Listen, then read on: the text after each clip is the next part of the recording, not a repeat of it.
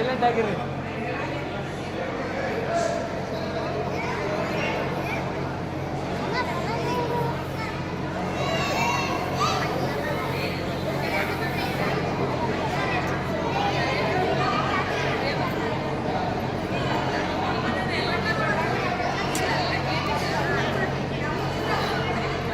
ಅಣ್ಣ ಯಾವ ಹುಡುಗರು ಬರಕ್ಕೆ ಬಿಡ್ಯಾ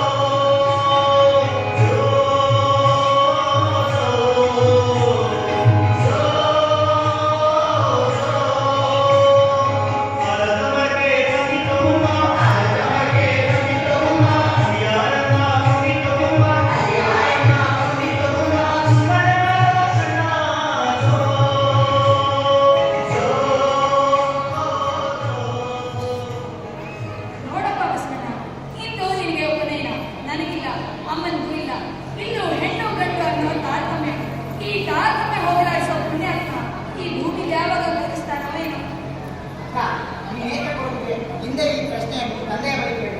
ಯಾವ ಪ್ರಶ್ನೆ ಬೇಡಪ್ಪ, ಅಪ್ಪ ನನ್ನೇ ಬೇಕು. ನೀ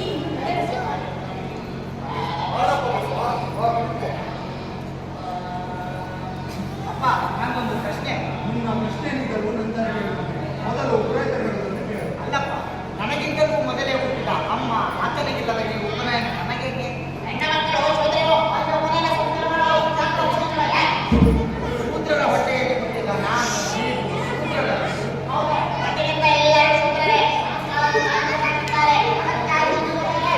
ಹೆಣ್ಮಕ್ಳಿಗೂ ಈ ಉಪನಯನ ಸಂಸ್ಕಾರ ನೀಡಿ ಅವರ ಶೂದ್ರತ್ವ ಕಳೆಯಬಹುದಾಗಿದೆ. ಅಯ್ಯೋ, ನಿನಗೆ ಹೋಗೋಕೆ ಜ್ಞಾನವಿಲ್ಲ, ಶಾಸ್ತ್ರ ಸಂಪ್ರದಾಯ ಅರಿವಿಲ್ಲ. ಸ್ತ್ರೀಯರಿಗೆ ಸಂಸ್ಕೃತ ಬಿಟ್ಟು ಅದಕ್ಕಾಗಿ ಶಾಸ್ತ್ರ ಪ್ರಕಾರ ಸ್ತ್ರೀಯರಿಗೆ ಉಪನಯನ ಮಾಡುವಂತ ಕಡೆಯ ಬಸವ, ದೊಡ್ಡವರಿಗೆ ಅದೆಲ್ಲ ಪ್ರಶ್ನೆ ಕೇಳಬಾರದು. ಪುರೋಹಿತರೇ, ಕಾರ್ಯ ಮುಂದುವರಿಸಿ.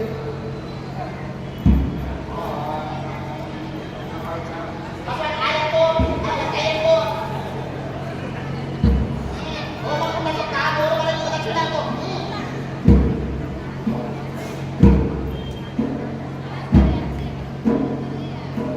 ಅಮ್ಮ ಆತನಿಗಿಲ್ಲದ ಈ ಜನಿವಾರ ನನಗೂ ಬೇಕಿಲ್ಲ. ಏ ಬಸವ, ಏನು ಹುಡುಗಾಟಿಕೆಯೋ? ಶಾಸ್ತ್ರ ಸಂಪ್ರದಾಯದ ಧರ್ಮಾಚಾರ ವಹಿಸಿದರೆ ಊರಿಂದ ಬಹಿಷ್ಕಾರ ಆಗ್ಬೇಕಾಗ್ತದೆ. ಈಗ ನನಗೆ ಬಹಿಷ್ಕಾರ ಆಗುವುದು. ನಾನೇ ನಿಮ್ಮ ಶಾಸ್ತ್ರ ಸಂಪ್ರದಾಯಗಳಿಗೆ ಬಹಿಷ್ಕಾರ ಆಗಬೇಕು. ಬಸವ, ಬಸವ.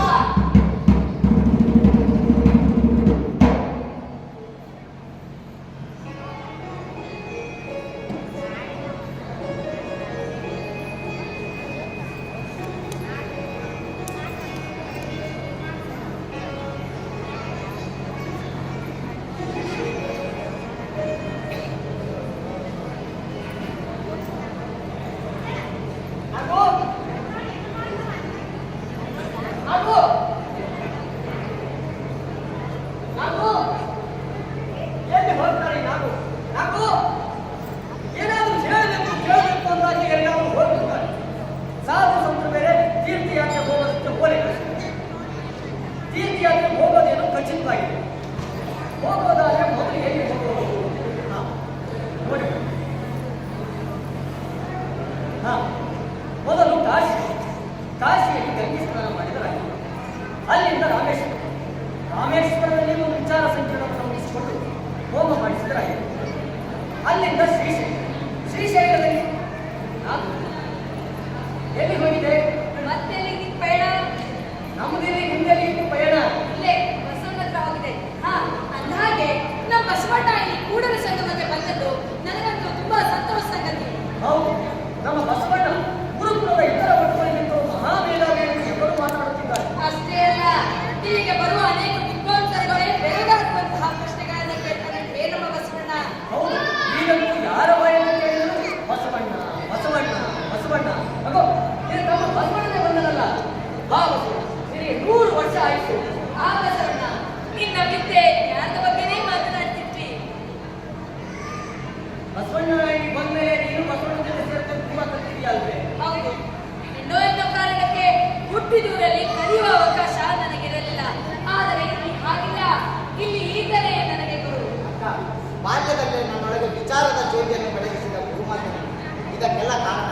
ಅಂದು ನಾನು ಕೇಳುತ್ತಿದ್ದ ಪ್ರಶ್ನೆಗಳಿಗೆ ನೀನು ಕೊಡುತ್ತಿದ್ದ ಉತ್ತರ. ಅಂದಹಾಗೆ ಈ ವರ್ಷದ ಪದವಿ ಪ್ರದಾನ ಸಮಾರಂಭಕ್ಕೆ ಮಂಗಳಗಡೆಯ ಬಲದೇವ ಮಂದಿರಗಳು ಆಗಮಿಸುವರು. ಹೌದೇ ಬಸವಣ್ಣ? ಅಂದು ನೀವು ಮಾವ ಇಬ್ಬರು ಬರಬೇಕು. ನಾನೇನೋ ಬರೋನಪ್ಪ, ಆದರೆ ನಿಮ್ಮ ಮಾವ ಬರದೆ ಅನುಮಾನ. ಏಕೆ ಮಾವ, ನೀವು ಬರೋದಿಲ್ಲ? ಇಲ್ಲ, ಕಾಶಿ ರಾಮೇಶ್ವರ ತೀರ್ಥಕ್ಷೇತ್ರ ಧರ್ಮದ ಅರಿವು, ದೇವರ ಬಗ್ಗೆ ಚಿಂತವ ದೇವರು ಧರ್ಮ ಇಲ್ಲಿಲ್ಲ. ಈ ಗುರುಕುಲಕ್ಕೆ ಅನೇಕ ಜಿಜ್ಞಾಸುಗಳು ಬಂದು ಧರ್ಮದ ಚಿಂತನ ಮಂಥನ ನಡೆಸುವರು. ತೀರ್ಥಕ್ಷೇತ್ರಗಳ ಹುಚ್ಚುಗಳು ಹೀಗೇಕೆ ಅಕ್ಕನ ಜೊತೆ ಇಲ್ಲಿಯ ಚಿಂತನ ಮಂಥನದಲ್ಲಿ ಭಾಗವಹಿಸಬಾರದು? ಬಸವಣ್ಣ, ನಿಮ್ಮ ಮಾವನ ಬಗ್ಗೆ ನಿನಗಿನ್ನೂ ಸರಿಯಾಗಿ ತಿಳಿದಿಲ್ಲವಪ್ಪ. ಅವರಿಗೆ ದೇವರು ಧರ್ಮ ಚಿಂತನ ಮಂಥನ ಬೇಕಿಲ್ಲ, ಪ್ರವಾಸ ಬೇಕು. ಆಧ್ಯಾತ್ಮದ ಬಗ್ಗೆ ಸ್ವಲ್ಪವೂ ಆಸಕ್ತಿ ಇಲ್ಲ. ಕೇಳಿದೆಯಪ್ಪ ನೀನು ಅಕ್ಕನ ಮಾತನ್ನ? ನನಗೆ ಆಧ್ಯಾತ್ಮದ ಬಗ್ಗೆ ಹಸಿವಿಲ್ಲದೆ ಹೋಗಿದ್ರೆ ನಾನು ಯಾಕಪ್ಪ ಸಾಧು ಸಂತರ ಜೊತೆ ತೀರ್ಥಯಾತ್ರೆ ಹೋಗ್ತಿದ್ದೆ? ಅವ ತೀರ್ಥಕ್ಷೇತ್ರಗಳ ಪ್ರವಾಸ ಮಾಡುವವರು ದೇವರನ್ನು ಎಲ್ಲಿ ಬೇಕಾದರೂ ಕಾಣಬಹುದು. ಸಾಕಪ್ಪ ಸಾಕು. ಅಕ್ಕ ತಮ್ಮ ಇಬ್ಬರು ಒಂದೇ ಗಡಿ ಕೊಳೆತು ನಿಮ್ಮನ್ನು ವಾದದಲ್ಲಿ ಸೋಲ್ಸಕ್ಕಾಗಲ್ಲ. ನಾನು ಬರ್ತೀನಿ. ಮಾವ ಮಾವ ಹೋಗಿ ಬಿಡು ಬಸವಣ್ಣ, ನೀನ್ ಬಾ ಇಲ್ಲಿ.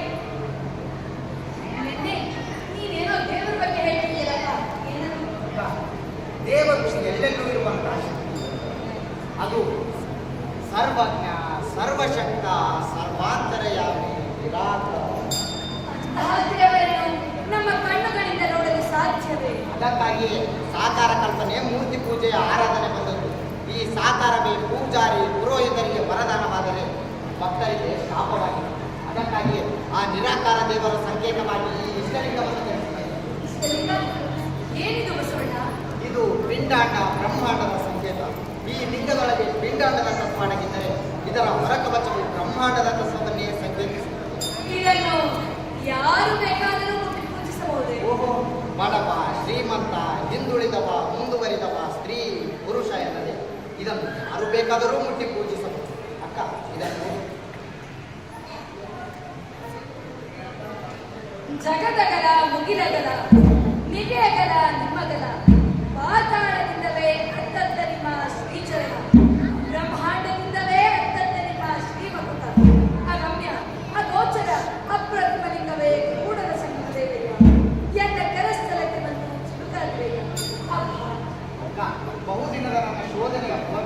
ನಿನ್ನ ಶೋಧನೆ ಮೆಚ್ಚುವಂತದ್ದೇ ಬಸವಣ್ಣ. ದೇವರ ಬಗೆಗೆ ನಿನ್ನ ವಿವರಣಾ ಪದ್ಯವೇ ಸರಳ ಸುಂದರ ಕುಶಕರಿತ. ಇದು ಪದ್ಯವಲ್ಲ, ವಚನ.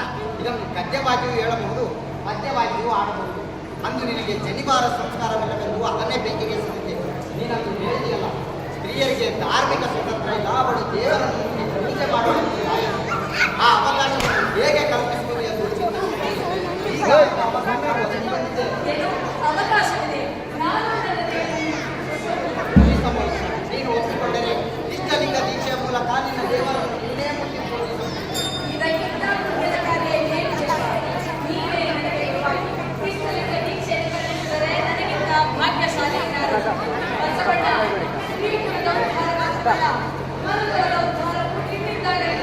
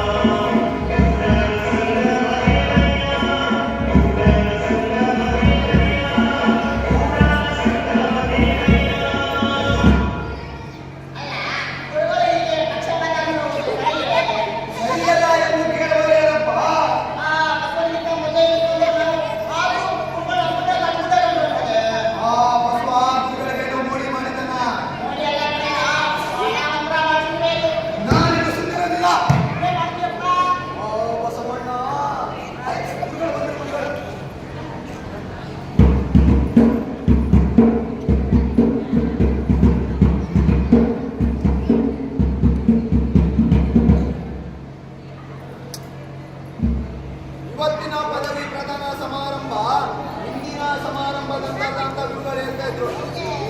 ಹೌದು, ಮಂಗಳ ವೇಳೆಯ ಬಿಜ್ಜಳರಾಜನ ಮಂತ್ರಿ ಬಲದೇವರಸರ ಆಗಮನವೇ ಒಂದು ವಿಶೇಷ. ಬಾಲ್ಯದಲ್ಲೇ ಮನೆಯನ್ನು ತೊರೆದು ಈ ಗುರುಕುಲಕ್ಕೆ ಬಂದು ಇಲ್ಲಿ ಸಂಗಮೇಶ್ವರನ ಪೂಜೆ ಮಾಡುತ್ತಾ ಶಿಕ್ಷಣ ಪಡೆದ ಈ ಬಸವಣ್ಣ ಸ್ನಾತಕೋತ್ತರ ಪದವಿ ಪಡೆಯುತ್ತಿರುವುದು ಮತ್ತೊಂದು ವಿಶೇಷ.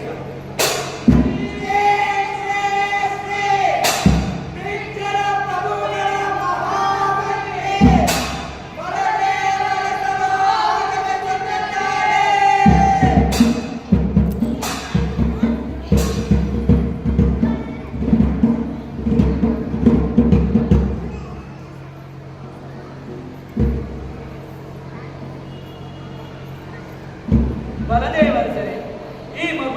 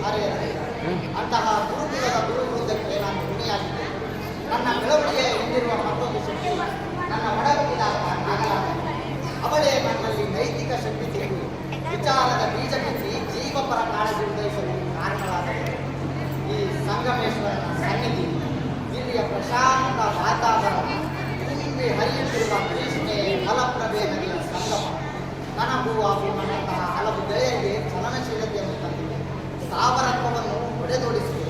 ಅಂತಹ ಗುರುಕುಲದ ಗೋಕುಲಕ್ಕೂ ಹಾಗೂ ನಮ್ಮೆಲ್ಲರಿಗೂ ಕೃತಜ್ಞತೆ ತಿಳಿಸಿ ನನ್ನ ಮಾತುಗಳಿಗೆ ಮಂಗಳ ಹಾಡು.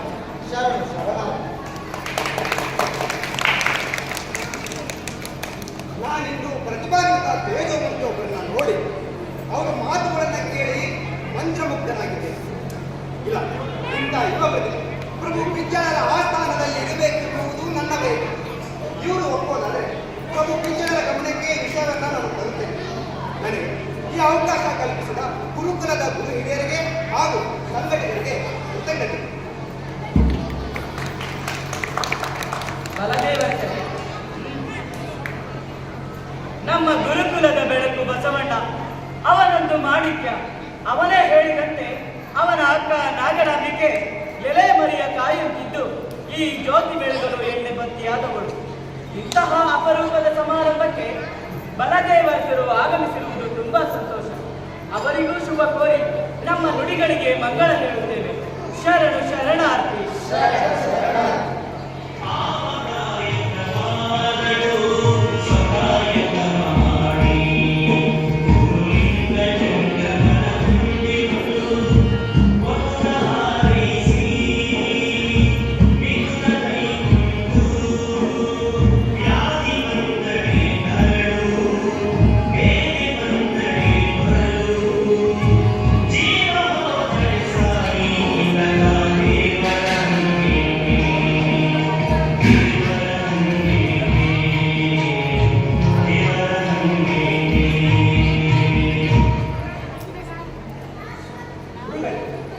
ಬಸವಣ್ಣನನ್ನು ಪ್ರಭು ಪಿಂಜಳರ ಆಸ್ಥಾನದಲ್ಲಿ ಸೇವೆ ಸಲ್ಲಿಸಬೇಕೆಂಬ ನನ್ನ ಬಯಕೆಗೆ ಏನು ಹೇಳಲಿಲ್ಲ.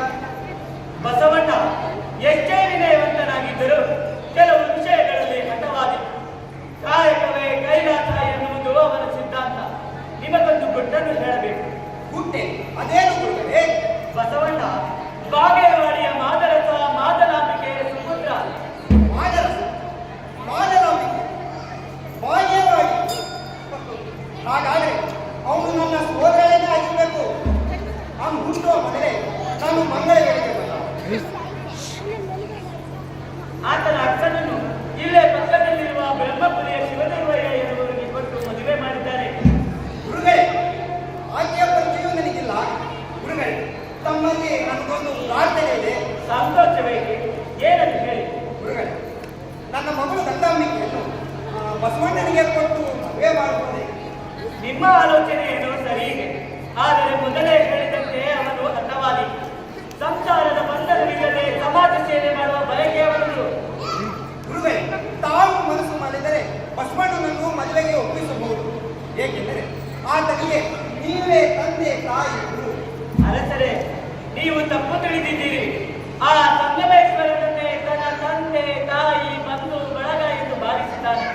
ತನಗೆ ಒಪ್ಪಿಗೆಯಾಗದ ವಿಚಾರವನ್ನು ಯಾರೇ ಹೇಳಿದರೂ ತಿರಸ್ಕರಿಸುವ ಸ್ವಭಾವ ಅವನದು. ಗುರುಗಳೇ, ತಾವು ಏನಾದರೂ ಮಾಡಿ ಬಸವಣ್ಣನನ್ನು ಈ ಮದುವೆಗೆ ಒಪ್ಪಿಸಲೇಬೇಕು. ಏನಾದರೂ ಮಾಡುವ ಶಕ್ತಿ ಇರುವುದು ಆತನ ಅಕ್ಕ ನಾಗರಾಂಬಿಕೆಗೆ ಮಾತ್ರ. ಅವಳೆಂದರೆ ಆತನಿಗೆ ಅತಿಯಾದ ಪ್ರೀತಿ, ಭಕ್ತಿ, ಗೌರವ. ಅವಳೇ ಅವನಿಗೆ ಸರ್ವಸ್ವ. ಹಾಗಾದರೆ ಆಕೆಯನ್ನು ಕಳಿಸುವ ಮಾತು ಹೇಳ್ತಾರಲ್ಲ, ಅದಕ್ಕೆ ಅಲ್ಲಿದೆ. ಈಗಲೇ ಕಳಿಸಿ ಮಾತನಾಡಿಸೋಣ. ರಾಮಾಚಾರಿ, ಅಕ್ಕ ನಾಗಮ್ಮನನ್ನು ಬರಬೇಡು. ಗುರುಗಳೇ, ಆತ ಆಕೆಯ ಮಾತನ್ನು ಕೇಳುತ್ತಿದ್ದರೆ ಮುಂದೆ ತಾವು ನಿರಾಶರಾಗುವ ಅಗತ್ಯವಿಲ್ಲ. ಮಾತಾಡಿ, ಇವರ ಪರಿಚಯವಿದೆ. ಹಿಂದೆ ಪದವಿ ಪ್ರದಾನ ಸಮಾರಂಭದಲ್ಲಿ ಇವರನ್ನು ನೋಡಿಕೊಳ್ಳುತ್ತೇವೆ. ನಿನಗೊಬ್ಬ ಮಾವ ಇದ್ದನೆಂಬ ಸಂಗತಿ ನೆನಪಿದೆ. ನನಗೆ ಕೇಳಲೇ ಇದ್ದೇವ. ನಾನು ಹುಟ್ಟುವ ಮೊದಲೇ ಅವರು ಪ್ರಭು ಪಿಂಜಳರ ಆಸ್ಥಾನ ಸೇರಿದರೆಂದು ನನ್ನ ತಾಯಿ ಹೇಳಿದರು. ಈ ಬಲದೇವರೇ ನಿಮ್ಮ ಮಾವ. ಗುರುದೇವ, ನೀವು ಹೇಳುತ್ತಿರುವುದು ಅನುಮಾನ ಬೇಡ ತಾಯಿ. ಇವರ ಮೊದಲು ಗಂಗಾಂಬಿಕೆಯನ್ನು ನಿನ್ನ ಸಹೋದರ ಬಸವಣ್ಣನಿಗೆ ಕೊಟ್ಟು ಸೋದರಳಿಯನನ್ನಾಗಿ ಮಾಡಿಕೊಳ್ಳುವ ಇಚ್ಛೆ ಬಲದೇವರದ್ದು. ಇದರಲ್ಲಿ ನನ್ನದೇನಿದೆ ಗುರುದೇವ?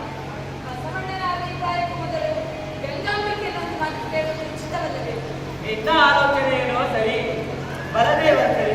ಇದಕ್ಕೆ ನೀವೇನು ಹೇಳುತ್ತೀರಿ? ಗುರುಗಳೇ, ನನ್ನ ಇಚ್ಛೆಯೇ ನನ್ನ ಮಗನ ಇಚ್ಛೆ ಹೋಗಿದೆ. ಆದರೂ ಮಂಗಳ ವೇಳೆಗೆ ಹೋದ ಮೇಲೆ ನನ್ನ ಮಗನ ಇಚ್ಛೆಯನ್ನ ಕೇಳಿ ತಿಳಿಸುತ್ತೇನೆ. ಆಗಬಹುದು. ನಾಗಮ್ಮ, ಈ ವಿಷಯವನ್ನು ಸೂಕ್ಷ್ಮವಾಗಿ ಬಸವಣ್ಣನ ಹತ್ತಿರ ಮಾತನಾಡು. ಮುಂದಿನದನ್ನು ಆ ಸಂಗಮೇಶ್ವರನಿಗೆ ಬಿಡೋಣ. ಬನ್ನಿ, ಇಲ್ಲೇ ಪ್ರಸಾದ ಮಾಡೋಣ.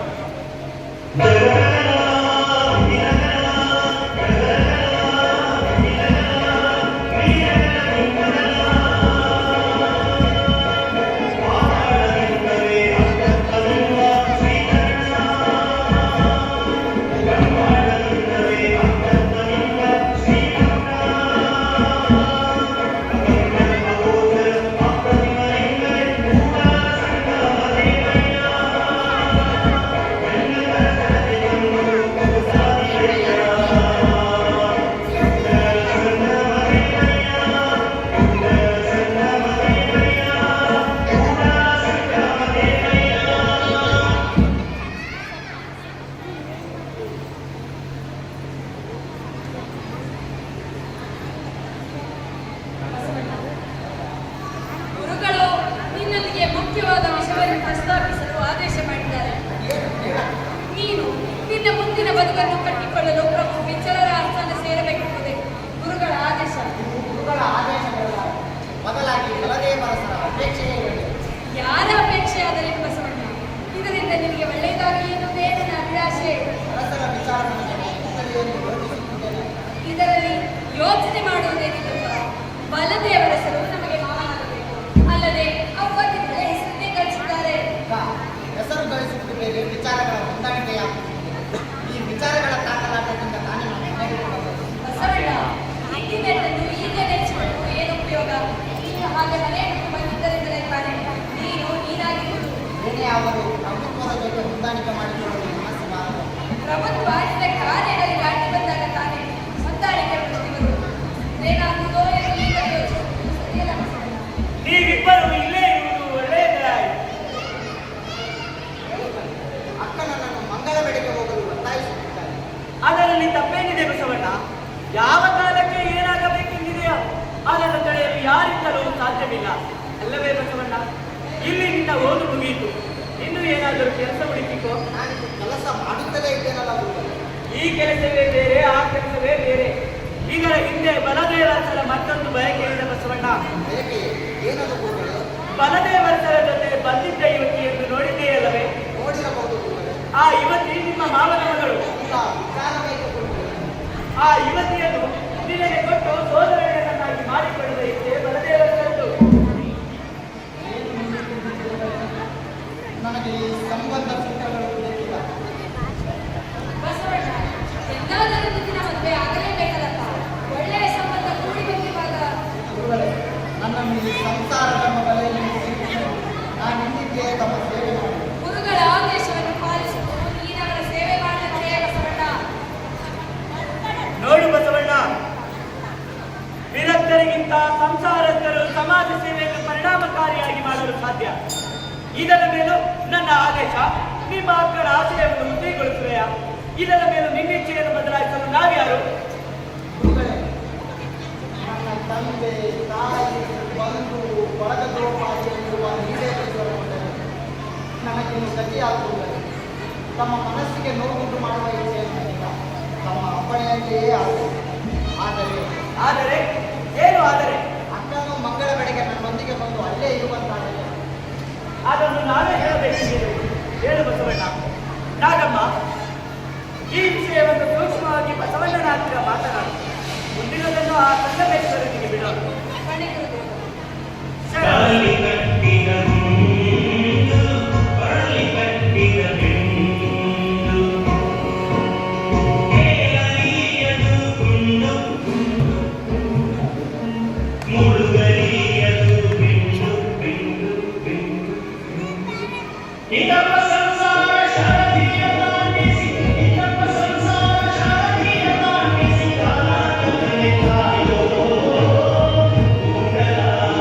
ಸಂಗಯ್ಯ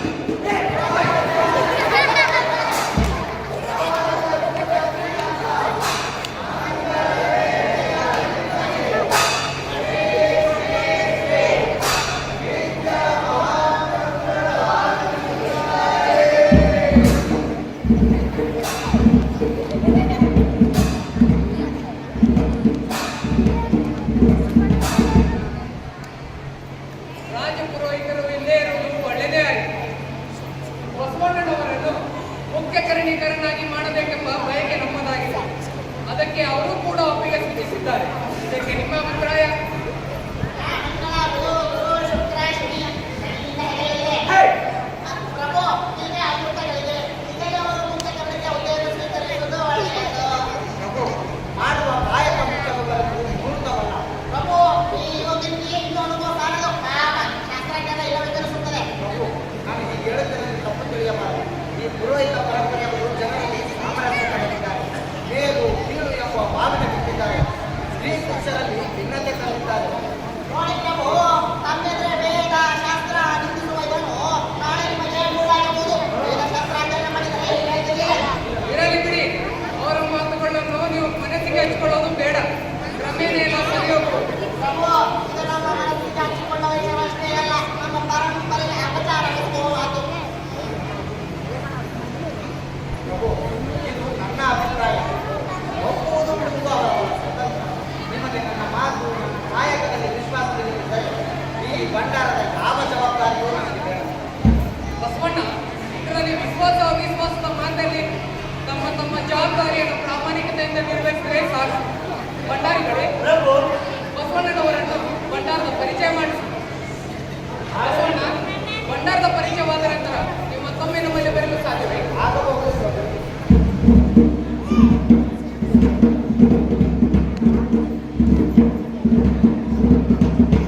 ಬನ್ನಿ ಬಸವಣ್ಣ, ಭಂಡಾರದ ಪರಿಚಯ ಮಾಡಿಸಿದ್ದೆ.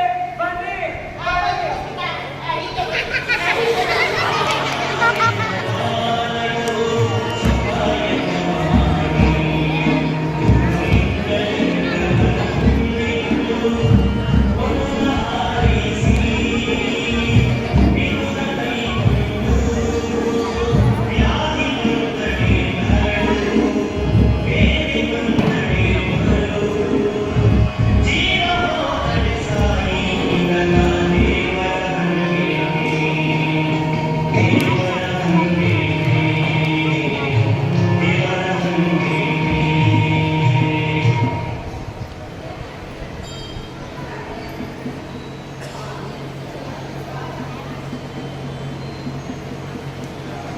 ಬಸವಣ್ಣ, ಮೊದಲು ಮಂಗಳ ವೇಳೆಯಲ್ಲಿ ಮುಖ್ಯ ಕಾರ್ಯಕರಾಗಿ ಯಶಸ್ವಿಯಾಗಿದ್ದೆ. ಈಗ ಕಲ್ಯಾಣದಲ್ಲಿ ಪ್ರಧಾನಿಯಾಗಿರ್ಬೇಕು. ಒಂದೆಡೆ ರಾಜ್ಯದ ಆಡಳಿತ, ಇನ್ನೊಂದೆಡೆ ಮಹಾಮನೆ ಅನುಭವ ಮಂಟಪದ ಜವಾಬ್ದಾರಿಗಳು ನಿನ್ನ ಮೇಲಿದೆ. ಎಲ್ಲವನ್ನು ಬಹಳ ಎಚ್ಚರಿಕೆಯಿಂದ ನಿಭಾಯಿಸಬೇಕು. ಅದಕ್ಕಾಗಿಯೇ ಮಹಾಮಂತ್ರಿ ಪದವಿ ಬೇಡ ಎಂದು ಪ್ರಭುಗಳನ್ನೂ ವಿನಂತಿಸಿಕೊಂಡೆ. ಅವರೂ ಒಪ್ಪಲಿಲ್ಲ. ನನ್ನೊಂದಿಗೆ ನೀನು, ಗಂಗಾ, ನೀಲ, ಚನ್ನಬಸವಣ್ಣ ಇರುವುದಾಗಿ ಒತ್ತಾಯಿಸಿದೆ. ನಿಮ್ಮೆಲ್ಲರ ಸಹಕಾರದಿಂದ ನನಗೆ ಆದಾಯ ಬರಬೇಕಾಗಿದೆ. ಬಸವಣ್ಣ, ಮಹಾಮನೆ ಅನುಭವ ಮಂಟಪದ ಜವಾಬ್ದಾರಿಗಳನ್ನು ನಾವುಗಳು ನಿಭಾಯಿಸಬಹುದು. ಆದರೆ ಮಹಾಮಂತ್ರಿಯ ಜವಾಬ್ದಾರಿ ನಿನ್ನದೇ. ಅಕ್ಕ, ನಿನ್ನ ಮಾರ್ಗದರ್ಶನದಲ್ಲಿ ಎಲ್ಲವೂ ಸುಗಮವಾಗಿ ನಡೆಯುತ್ತದೆ ಎಂಬುವ ನಂಬಿಕೆ ನನಗಿದೆ. ಬಸವಣ್ಣ, ಮಹಾಮನೆಯ ಚಿಂತೆ ನಿನಗೆ ಬೇಡ. ಆದರೆ ಅನುಭವ ಮಂಟಪದ ಆಶಯಗಳನ್ನು ಕೆಳವರ್ಗದಲ್ಲಿ ಹೇಗೆ ಎಂದು ಮೊದಲಿಗೂ ಯೋಚಿಸುತ್ತಿರಬೇಕು. ನಾವೀಗ ಮಾಡಬೇಕಾಗಿರುವುದೇ ಇಂಥವರ ಮಕ್ಕಳೇ ಎತ್ತುವ ಕಾರ್ಯ. ಹಿಂದೆ ಅವರ ಕೇರಿಗೆ ಹೋಗಿ ನೀವೇ ಅಕ್ಷರಾಭ್ಯಾಸ ಕಲಿಸಿ. ಹೌದು ತಾಯಿ, ಅಕ್ಷರದಿಂದ ಮಾತ್ರ ಅಜ್ಞಾನವನ್ನು ಹೋಗಲಾಡಿಸಲು ಸಾಧ್ಯ. ಅಜ್ಞಾನ ನಿವಾರಣೆಯಾದರೆ ದಾಸ್ಯ ತೊಲಗುವುದು, ಮೌಲ್ಯಗಳು ದೂರವಾಗುವುದು, ಅಭಿಮಾನ ಮೂಡುವುದು. ನಾನು ಇದನ್ನೇ ಯೋಚಿಸುತ್ತಿದ್ದೇನೆ. ಇದೇ ಆ ಕಾರ್ಯವನ್ನು ಮಾಡಬೇಕು. ಗಂಗಾ, ನೀನು ನನ್ನೊಂದಿಗೆ ಬರಬೇಕಾ? ಇದಕ್ಕಿಂತ ಉನ್ನತ ಕಾರ್ಯ ಮತ್ತೇನಿದೆ? ನೀನು ಬಸವಣ್ಣನವರಿಗೆ ಮಾತ್ರ ತಾಯಿ ಅಲ್ಲ, ನಮಗೂ ತಾಯಿ ಮತ್ತು ಮೆಚ್ಚುಗೆ ಹೊಗಳಿಕೆ ಸಾಕು. ಮಾಡಬೇಕಾದ ಕಾರ್ಯ ಸಾಗರದಷ್ಟೇ. ಹಿಂದೆ ಕೆಳವರ್ಗದ ಕೇರಿಗೆ ಹೋಗಿ ಅಲ್ಲಿರುವ ಜನರಲ್ಲಿ ಅಕ್ಷರದ ಅರಿವನ್ನ ಮೂಡಿಸೋಣ.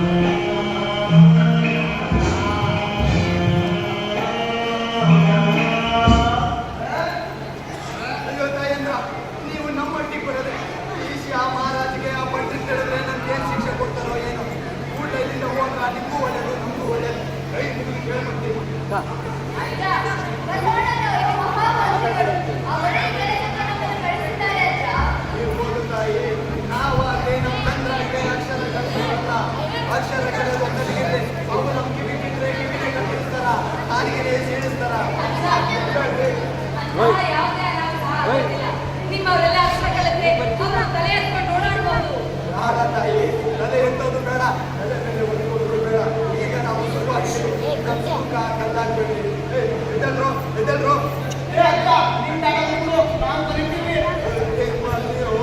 ನಮ್ಮ ಶೀಲನ ಕಲ್ತೀವ ಅವನ ಮುಂದೆ ಅನುಭವ ಮಂಟಪ ಬಂದಿದ್ದು ನಾವು ಕಲ್ತು ಅನುಭವ ಮಂಟಪ ಬಂದಿದ್ದೀವಿ. ಅಕ್ಕ ನೀವೇನಿಲ್ಲಿ? ವಾಶೀಲ, ನೀನು ಬಂದದ್ದು ಒಳ್ಳೇದೇ ಆಯ್ತು. ನಿಮ್ಮವ್ರಿಗೆಲ್ಲ ಅಕ್ಷರ ಕಲಿಸ್ಬೇಕಂದ್ರೆ ಈ ಅಜ್ಜ ನಮ್ಮನೆ ಹೋಗುವಂತಿದ್ದಾರೆ. ಏ ಅಕ್ಕ, ನಿಂಗೆ ಇದೆಲ್ಲ ಗೊತ್ತಾಗಲ್ಲ, ಸುಮ್ಮಿರು. ನಾನು ಅಕ್ಷರ ಜೊತೆ ಸೇರಿ ಅಕ್ಷರಾಭ್ಯಾಸ ಮಾಡ್ತೀನಿ ನಮ್ಮ ಬೇರೆ ಮಕ್ಕಳಿಗೆ. ಆಯ್ತಾ? ಈಗ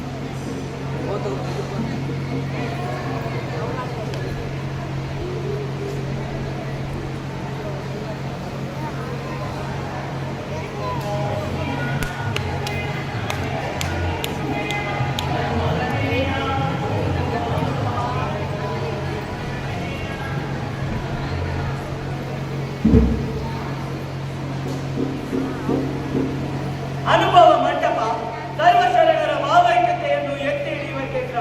ಇಲ್ಲಿ ಜಾತಿ, ಮತ, ಲಿಂಗ, ದೇಶ, ಭಾಷೆಯ ಭೇದವಿಲ್ಲ. ಅಂತರಂಗ ಬಹಿರಂಗ ಶಕ್ತಿಯನ್ನು ಹೇಗೆ ಕಾಯ್ದುಕೊಳ್ಳಬೇಕು ಎಂಬುದಕ್ಕೆ ಇಲ್ಲಿಯ ಶರಣ ಶರಣೆಯರ ನಿತ್ಯ ಬದುಕಿನ ವಿಧಾನವೇ ಸಾಕ್ಷಿಯಾಗಿದೆ. ಈ ಮಂಟಪದ ಮೂಲಕ ಕಾಯಕ ದಾಸೋಹವನ್ನು ಎತ್ತಿ ಹಿಡಿಯಲಾಗಿದೆ. ಇಲ್ಲಿಯ ಇಷ್ಟಲಿಂಗದ ಮಹತ್ವವನ್ನು ಅರಿತ ಶರಣರು ಗುಡಿಗಳ ಹಕ್ಕಿನಿಂದ ಹೊರಬಂದು ತಮ್ಮ ದೇಹವನ್ನೇ ದೇವಾಲಯವಾಗಿಸಿಕೊಂಡಿದ್ದಾರೆ. ಶೀಲದ ಬಗ್ಗೆ ಇದ್ದ ಸಾಂಪ್ರದಾಯಿಕ ಅಭಿಪ್ರಾಯಕ್ಕೆ ಹೊರತಾಗಿ ಇದ್ದುದಕ್ಕೆ ವಂಚನೆ ಮಾಡಿಕೊಂಡು ಇಲ್ಲದಿದ್ದುದಕ್ಕೆ ಕಡನ ಹೇಳದಿತ್ತು. ಪರಜನ ಪರಸತಿಗೆ ಉದ್ದೇಶಿಲ್ಲ ಎಂದು ಚನ್ನಬಸವಣ್ಣ ಹೇಳಿರುವುದು ಯೋಗ್ಯವಾಗಿದೆ. ಅನುಭವ ಮಂಟಪದ ಕಾರ್ಯಚಟುವಟಿಕೆಗಳಿಗೆ ಗೌರವ ತಂದವಳು ನಾಗರಾಂಬಿಕೆ ತಾಯಿ. ಈ ತಾಯಿ ಮಹಾಬಲಿಯ ಕೇಂದ್ರ ಶಕ್ತಿ. ಈ ತಾಯಿ ಹಿಂದುಳಿದ ಕೇರಿಗಳಿಗೆ ಹೋಗಿ ಜನರಲ್ಲಿ ಅಕ್ಷರಾಭ್ಯಾಸ ಮಾಡಿಸುತ್ತಿರುವುದು ಬಹುದೊಡ್ಡ ಕಾರ್ಯ. ಹೌದು, ಪ್ರಭುದೇವರ ಅಭಿಪ್ರಾಯ ಸತ್ಯವಾಗಿದೆ.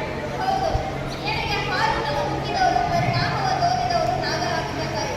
ಅವರಿಲ್ಲದಿದ್ದರೆ ಮಹಾಮನೆಯ ದಾಸೋಹ ಸೇವೆ ವ್ಯವಸ್ಥಿತವಾಗಿ ನಡೆಯಲು ಕಷ್ಟ ಸಾಧ್ಯವಾಗಿದೆ. ಅಷ್ಟೇ ಅಲ್ಲ, ಬಸವನ ಬೆಳೆಸಿದ ಗುರುಮಾತೆ ನನಗೂ ಗುರುಮಾತೆ. ನನ್ನ ಬದುಕಿಗೆ ಬೆಳಕಾದವರು ಅಕ್ಕ ನಾಗರಾಂಬಿಕೆ. ನಿಮಗಷ್ಟೇ ಅಲ್ಲ, ಈ ಅನುಭವ ಮಂಟಪದ ಚೇತನವೇ ಅವರು. ಅವರಿಂದಾಗಿಯೇ ಕೆಳವರ್ಗದ ಜನರು ಇಲ್ಲಿಗೆ ಬರುವಂತಾಗಿದೆ. ಈ ವಿಷಯವನ್ನು ಇಲ್ಲಿಗೆ ಬಿಡೋಣ. ಇಂದು ಅನುಭವ ಮಂಟಪದ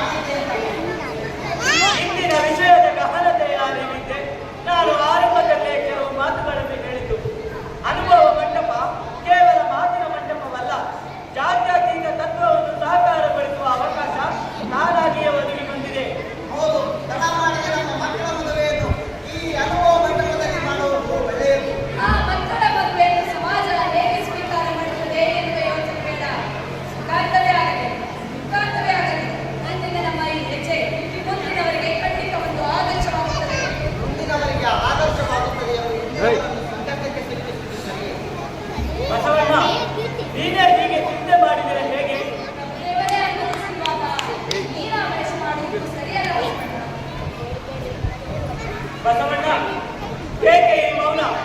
ಮುಂದಿಟ್ಟ ಹೆಜ್ಜೆ ಹಿಂದಿನ ಬಾರದು. ಪ್ರಭುಗಳ ಆನಂದ ಇದ್ದಂತೆಯ ನಾಳೆಗೆ ನೀಲ ಇಲ್ಲದವರ ಕಲ್ಯಾಣವನ್ನು ಈ ಅನುಭವ ಮಂಟಪದಲ್ಲಿ ಎಲ್ಲರೂ ಸೇರಿ ನೆರವೇರಿಸುವ ಈ ವಿಚಾರದೊಂದಿಗೆ ಇಂದಿನ ಗೋಷ್ಠಿಯನ್ನು ಸಮಾಪ್ತಿಗೊಳಿಸೋಣ. ಶರಣು ಶರಣಾರ್ಥಿ.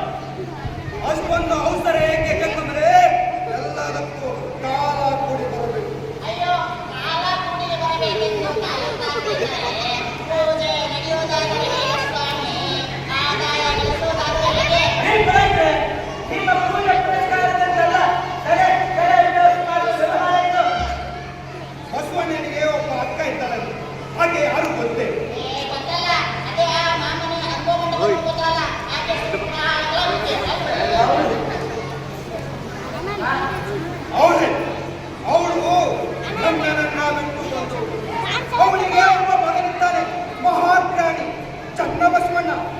ಆತನ ತಂದೆ ಯಾರು ಗೊತ್ತೇ? ಅವನಿಗೆ ನೋಡಿದೇನು? ಮಂತ್ರಿಯವರು ಹೇಳುತ್ತಿರುವುದು ನೀವು ಸರಿಯಾಗಿ ಅರ್ಥ ಮಾಡಿಕೊಂಡಿಲ್ಲ. ಮತ್ತೆ ಆ ಗಂಗಾಂಬಿಕೆ, ಆ ನಾಗರಾಂಬಿಕೆ ತನ್ನ ಗಂಡನನ್ನು ಬಿಟ್ಟು ತಮ್ಮನ ಜೊತೆ ಇಲ್ಲಿಗೆ ಬಂದವಳು. ಗಂಡ ಅಲ್ಲಿ, ಹೀಗೆ ಇಲ್ಲಿ. ಗಂಡನಿಲ್ಲದೆ ಮಗು ಆಗಲು ಸಾಧ್ಯವೇ? ಡಾಕ್ಟರೇ, ಮಗುವಾಗಲು ಗಂಡನೇ ಹೆಸರೆಂದು ಶಾಸ್ತ್ರ ಹೇಳುತ್ತದೆ.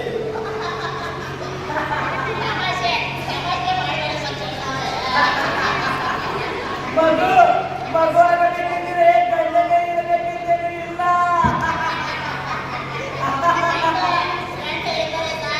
ಯಾಕೋ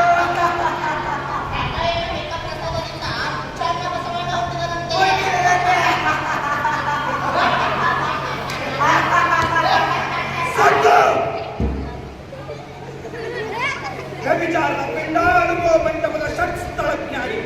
ಅವಳ ತಾಯಿ ಮಹಾಮನೆಯ ಮುಖ್ಯಸ್ಥರು. ಶಾಸ್ತ್ರ ನಮ್ಮಲ್ಲೇ ಶನಿವಾರವನ್ನು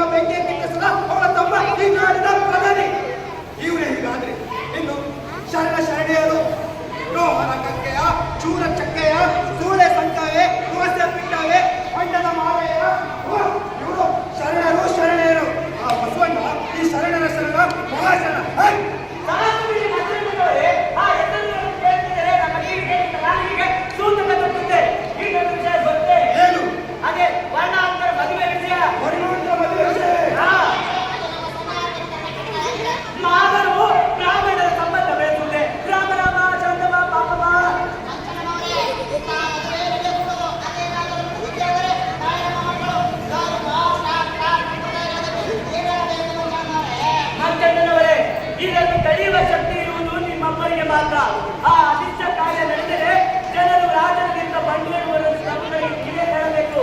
ನಾವು ಜನರನ್ನು ಹೇಗೆ ಬಿಟ್ಟುಕೊಡುತ್ತೇವೆ? ನಾವು ಈಗಲೇ ಒಂದಾಗಿ ಪ್ರಭುಗಳಿಗೆ ವಿಷಯವನ್ನು ತಿಳಿಸೋಣ. ಸಾಕ್ಷಿದೆ.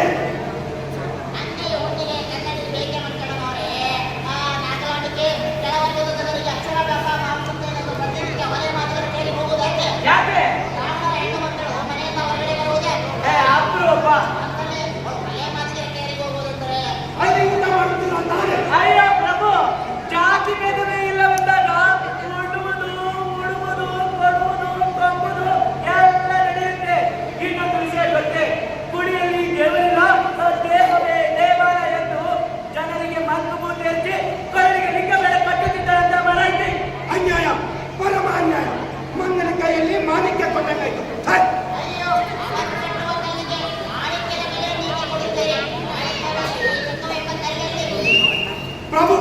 ಪ್ರಭುಗಳಿಗೆ ಹೇಳೋದು ಒಳ್ಳೆಯ ವಿಷಯ ಸಿಕ್ಕಂತೆ. ಅವಳ ಅಂತ ಮಂಟಪದಲ್ಲಿ ನಡೆಯ ಅವಾಜಿನ ಇವನ್ನೆಲ್ಲ ಕೊಂದಿಟ್ಕೊಳ್ಳಿ.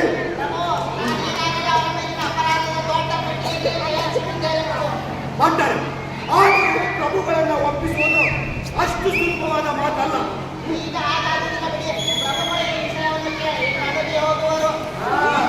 ಹಾಗೆ ನಿಮ್ಮ ಶಾಸ್ತ್ರ ನನ್ನ ಶಸ್ತ್ರ ಎರಡೂ ಕೂಡಿದರೆ ಏನ್ ಬೇಕಾದರೂ ಮಾಡಬಹುದು.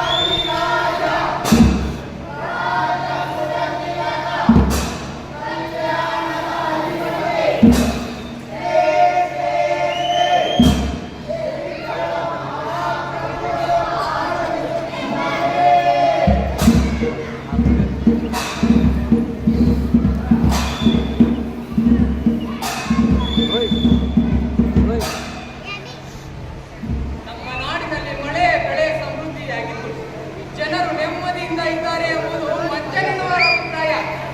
ನಿಜವೇ ಬಸವಣ್ಣ? ಹೌದು ಪ್ರಭು, ಈ ವರ್ಷದ ಭಂಡಾರದ ಆದಾಯ ನಿರೀಕ್ಷೆಗೂ ಹೆಚ್ಚಿದೆ. ಜನರು ಸಂತೋಷದಿಂದ ಕಂದಾಯ ಕಟ್ಟಿದ್ದಾರೆ. ನನ್ನನ್ನು ಹೊರಗೆಳೆದ ಉದ್ದೇಶ ನಿಜವೇ ಬಸವಣ್ಣ? ಅಂತ ಯಾವುದೇ ಮದುವೆ ನಡೆಯುತ್ತಿಲ್ಲವಲ್ಲ ಪ್ರಭು. ಪ್ರಭು, ಹರಿಯ ಮನಸ್ಸಿರುವವರಿಗೂ ಬ್ರಾಹ್ಮಣರ ಮಧುರ ಸ್ವಭಾವ ನೀನಾಗಿರು. ಮದುವೆಯಲ್ಲಿ ನಡೆದ ಸುದ್ದಿ ಕಲ್ಯಾಣ ತುಂಬ ಹರಡಿದಲ್ಲ. ಅವರಿಗೆ ಮದುವೆಯಾಗುತ್ತಿರುವುದು ನಿಜ. ಆದರೆ ಅವರು ಸಮಾಧಾನ ಬ್ರಾಹ್ಮಣ ಜಾತಿಯವರಾಗಿ ಮದುವೆ ಆಗುತ್ತಿಲ್ಲ ಪ್ರಭು. ಖಂಡಿತ ಅಲ್ಲ. ಅವರು ಇಷ್ಟಲಿಂಗ ದೀಕ್ಷೆಯ ಮೂಲಕ ಪುನರ್ಜಾತರಾಗಿದ್ದಾರೆ. ಲಿಂಗದ ಸ್ಪರ್ಶದೊಂದಿಗೆ ಶುಭಪುರುಷರಾಗಿದ್ದಾರೆ. ಅವರ ಮಕ್ಕಳೂ ಅಷ್ಟೇ. ಎಂತಹ ನಾದಡಿ ಲಿಂಗಮ ಮುಟ್ಟದ ಏಳು ಜಾತಿ. ಕುಲಬಹುದು ತಪ್ಪದು ಲಿಂಗ ಮುಟ್ಟಲೊಡನೆ, ಒನ್ನ ಹುಟ್ಟು ತಪ್ಪದು ಪರುಷ ಮುಟ್ಟಲೊಡನೆ, ಕೂಡಲ ಸಂಗಮ ದೇವರಲ್ಲ ಸರ್ವ ಸಂದೇಹಗಳ. ಬಸವಣ್ಣ, ಏನು ಹೇಳುತ್ತಿರುವಿರಿ ಎಂಬ ಅರಿವು ನಿಮಗಿದೆಯೇ? ನಿಮ್ಮ ಪ್ರಕಾರ ಲಿಂಗ ಮುಟ್ಟಿದವರೆಲ್ಲ ಮೇಲು ಜಾತಿ, ಲಿಂಗ ಮುಟ್ಟದೆ ಇರೋರ ಕೀಳು ಜಾತಿ. ಹಾಗಾದರೆ ನಾವೇನು ಸರ್ವ ಸಂದೇಹಿಗಳೇ? ನನ್ನ ಮಾತಿನ ಅರ್ಥ ಅದಲ್ಲ. ಮೇಲು ಕೀಳು ಎಂಬ ಭಾವನೆಯನ್ನು ಪ್ರಶ್ನಿಸಲು ಸರ್ವ ಸಮಾನತೆಯನ್ನು ಎತ್ತಿ ಹಿಡಿಯುವ ಸಾಧನವೇ ಇದನ್ನು ಧರಿಸಿದವರಿಗೆ ಕುಲ ಗೋತ್ರ ಹಂಗಿಲ್ಲ. ಪ್ರಭು, ಹರಿಯ ಮನಸ್ಸಿರುವವರಿಗೂ ಬ್ರಾಹ್ಮಣರ ಮಧುರ ಸ್ವಭಾವ ನೀನಾಗಿರು. ಮದುವೆ ನಿರ್ಧರಿಸಿದ ಸತ್ಯವಾಯ್ತವ. ಇದಕ್ಕಿಂತ ಆಘಾತಕಾರಿ ಸುದ್ದಿ ಹೊಂದಿದೆ. ಅದನ್ನ ನಮ್ಮ ಸ್ವಂತರೇ ಹೇಳಿತು. ಹೇಳಿ ಬಂದರೆ ಪ್ರಭು, ಅವಳ ಗಂಡನನ್ನು ಬಿಟ್ಟು ಓಡಿ ಬಂದಿದ್ದಾಳೆಂದ್ರೆ ಪ್ರಭು, ವ್ಯವಹಾರ ಕಥೆಯ ನಿತ್ಯ ಪುಸ್ತಕದಿಂದ ಚೆನ್ನ ಬಸವಣ್ಣ ಹುಟ್ಟಿದನೆಂದು ಜನರು ವ್ಯಂಗ್ಯವಾಗಿ ಮಾತನಾಡುತ್ತಿದ್ದಾರೆ ಪ್ರಭು. ಅಂದರೆ ಪ್ರಭು, ಆ ಮಗು ಕಕ್ಕೆಯನ್ನ ಆದರಂತೆ ಹುಟ್ಟಿದೆಂದು ಹೇಳಲು ಭಕ್ತರು ನಿಂತಿದೆ. ಶಿವ ಶಿವ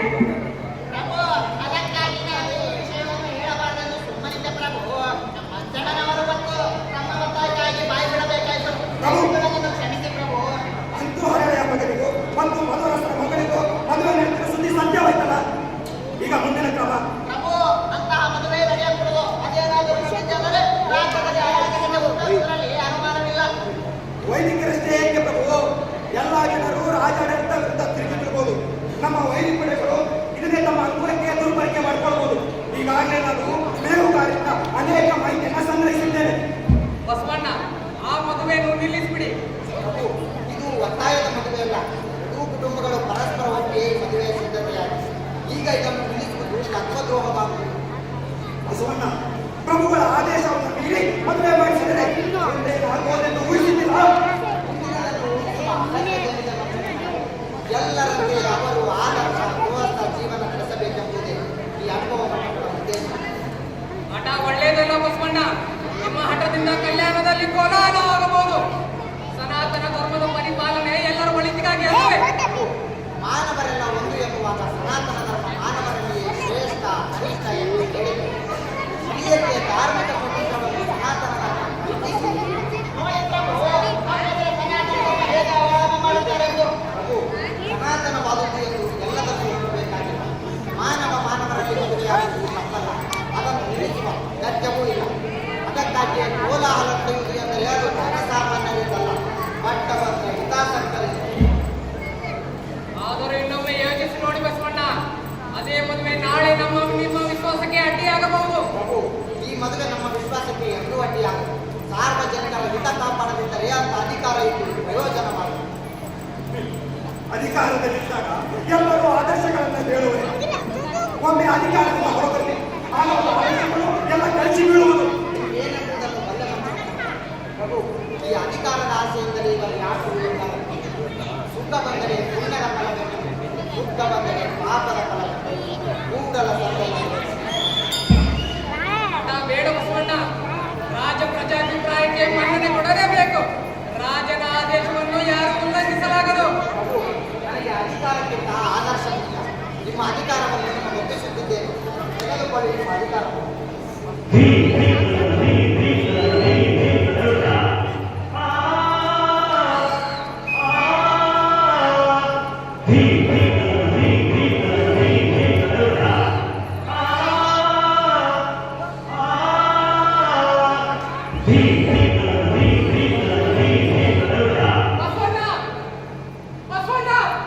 ಅಯ್ಯೋ, ಹೋಗಿಯೇ ಬಿಡಲ್ಲ ಪ್ರಭು. ಇನ್ನು ಮಹಾರಾಜರ ಮದುವೆ ಯಾರಿಗೆ?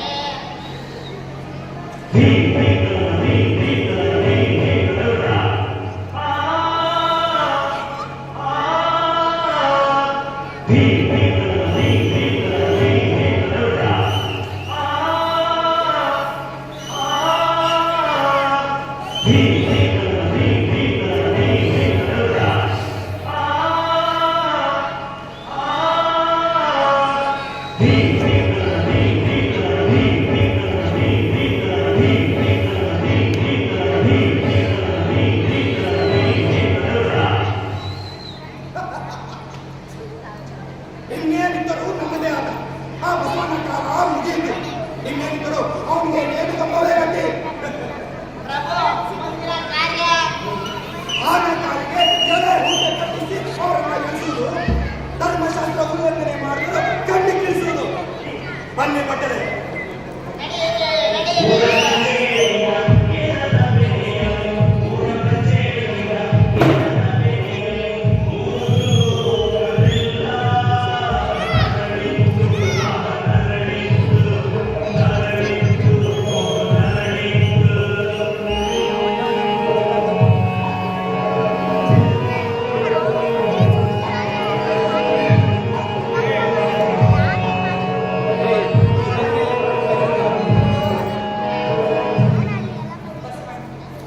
ನೀನೇ ಹೀಗೆ ಧೈರ್ಯಗೆಟ್ಟರೆ ನಮಗೆ ಗತಿಯಾಗ ಏನಾಗುವುದೋ ಆಗಲಿ. ನಾನು ನನಗಾಗಿ ಚಿಂತಿಸುತ್ತಿಲ್ಲ. ನಮ್ಮ ಆದರ್ಶಗಳಿಗಾಗಿ ಮಕ್ಕಳ ಬದುಕನ್ನು ಬರೆಯುವುದು. ಇದು ನೀ ಮಾಡುವ ಮಾತು. ಆದರ್ಶಕ್ಕಾಗಿ ಅಧಿಕಾರವನ್ನೇ ತ್ಯಜಿಸಿದ ನೀವು. ನನಗೆ ಅಧಿಕಾರಕ್ಕಿಂತ ಆದರ್ಶ ಮುಖ್ಯ ನಿಜ. ಆದರೆ ಈ ಸಂಪ್ರದಾಯಬದ್ಧ ಸಮಾಜ, ಪುರೋಹಿತ ಪರಂಪರೆಯವರು ಪಟ್ಟಬದ್ಧ ಹಿತಾಸಕ್ತರು. ಇದಕ್ಕೆ ಏನು ಬೇಕಾದರೂ ಕುತಂತ್ರ ಮಾಡಬಲ್ಲರು. ಅವರೇನು ಮಾಡುತ್ತಾರೋ ಮಾಡಲಿ. ಅವರು ನನ್ನ ಅಕ್ಕನ ಶೀಲವನ್ನೇ ಅನುಮಾನಿಸಲಿಲ್ಲ. ನಾಳೆ ಅವರು ಪ್ರಭುಗಳ ಕಿವಿಯಲ್ಲಿ ಹರಳಯ್ಯ, ಮಧುವರಸ, ನೀಲ, ಶೀಲರಿಗೆ ಮತ್ತೇನು ಅಪಾಯ ತಂದೊಡ್ಡುವರು ಎಂದು ನನ್ನ ಮನಸ್ಸು ಬರಿದಿರುವುದು. ಬಸವಣ್ಣ,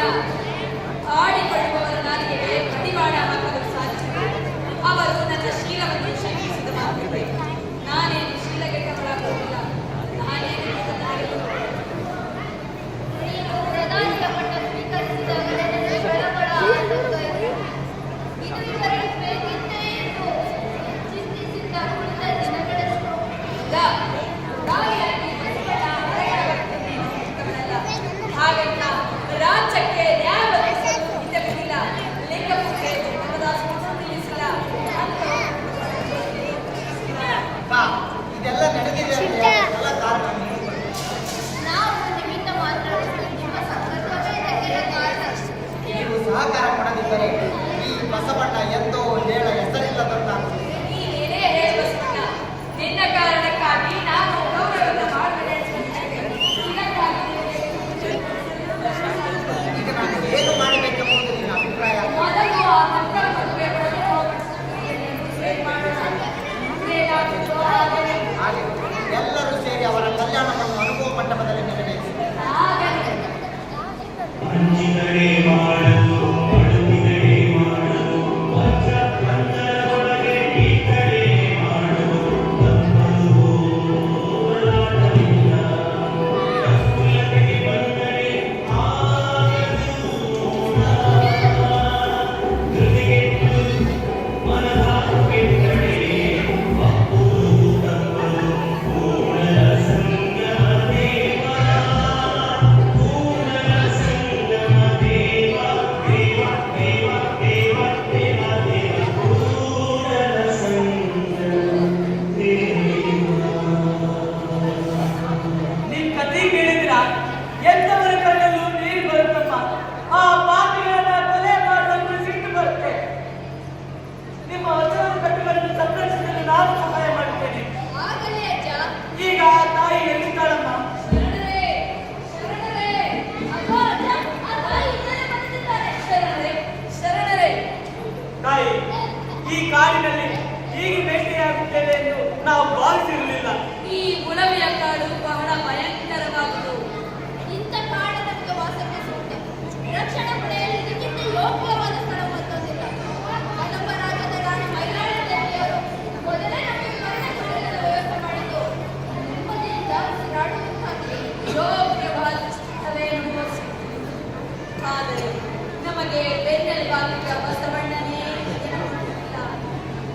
ಅವನೇ ನಮಗೆ ದೊಡ್ಡ ರಕ್ಷಣೆಯಾಗಿದ್ದ. ಅವನು ಕೂಡಲ ಸಂಗನಲ್ಲಿ ಐಕ್ಯರಾಗ ಸುದ್ದಿ ಬಂದಿದೆ. ಅಣ್ಣ!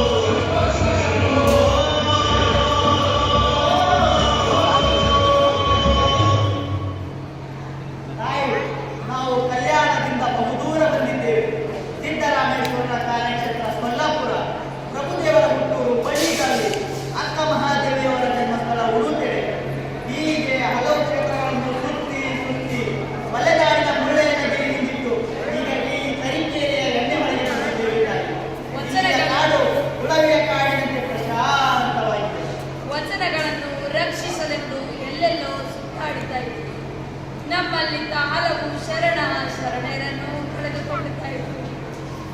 ಬಸವಣ್ಣ ಕಲ್ಯಾಣ ಬಿಟ್ಟು ಹೋಗಬೇಡಿ ಎಂದು ಮಿತ್ರರ ಪ್ರಭುಗಳು ಅಂಗಲಾಚಿ ಬೇಡಿಕೊಂಡರು. ಬಸವಣ್ಣನವರು ಕೇಳಿದ್ದರೆ ಆಗುವುದೆಲ್ಲ ಆಗಿ ಹೋಗಿದೆ.